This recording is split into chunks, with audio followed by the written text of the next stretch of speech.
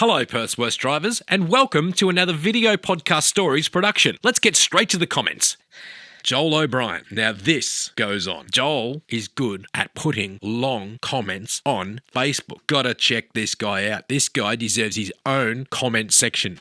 Joel O'Brien. All the theory stuff of how merging at the last second is faster is correct in theory. You will see in simulations of this that everyone is leaving a slightly bigger than car length gap. In fact, exactly that. Never bigger, never smaller. Both lanes are travelling at the exact same speed and have the same amount of vehicles in each. The reality is you usually have several cars with not a car length gap. Left lane is slow and the right lane is much faster. And in some spots there are several car length gaps. Therefore the theory and simulation are wrong. But if I ever see a zipper merge like in those simulations happening, I'll happily do it too. In reality, half the cunts racing up the right and jumping in at the end were actually in the left earlier. And traffic does flow better if everyone just jumps in a reasonable gap to the left when they see it. Then once a roadblock is over, those who want to go faster jump right and go faster there. The car in this guy's way is doing proper real world merging, but it's at a slower pace. He knows where he's going to jump in. There's no gap there now, but that's because every cunt is tailgating here because they're doing walking pace and matches the speed readily. Same as you do at much faster speeds on the freeway. If traffic is going 80, you don't just floor it hoping that the merge lane ends there will be a gap and you can then jump into it and hit the brakes to match the freeway speed. You find a gap to the right, match speed, then when lane ends, jump in. Well, what the original poster has done is the same thing as the freeway guy who just pray for a gap while doing 100 into 80 or slower traffic. That squeezing while braking not to ram into the back of the car in front doing 80 causes every car to hit their brakes, slows down traffic more than just doing 80 and sliding into a gap. In an ideal situation, freeway would be moving 100 and there would be reasonable gaps between every car, but again, we live in the real world, not a simulation. Lower speeds here, same end game of slowing down the whole road.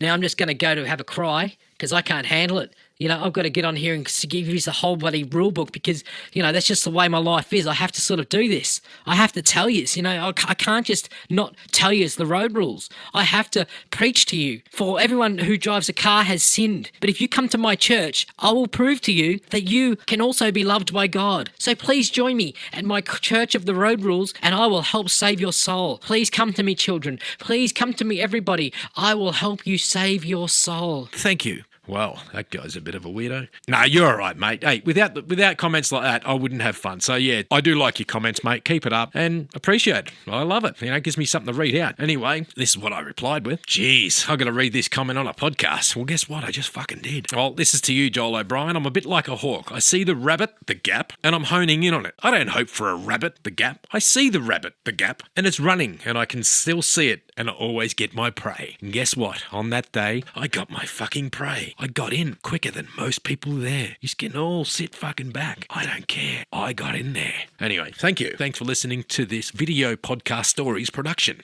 Thank you.